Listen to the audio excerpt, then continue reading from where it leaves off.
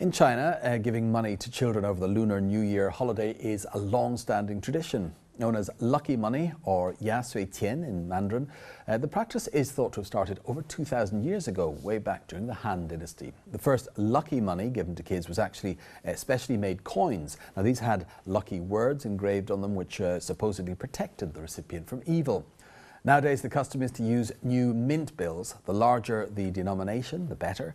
And importantly, these should be put inside a red envelope before being handed over to the lucky child. The perennial question is how much to give to nephews, nieces and friends' children.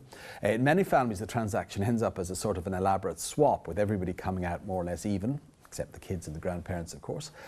Before the holiday, our researcher Yachi went out on the streets of Beijing to ask people there how much lucky money they'll be handing out and what childhood memories they have of the custom.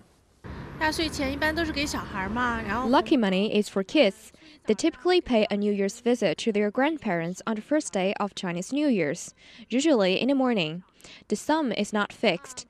It may change with time. In recent years, I think it carries more symbolic value than practical significance. When I was young, I used to get only about $1.60 or 80 cents as lucky money. But nowadays, I am preparing to give my one-year-old grandson about $330 during the Spring Festival. We haven't given the children in our family lucky money for many years, as my relatives have so many kids. This means giving money could be quite difficult.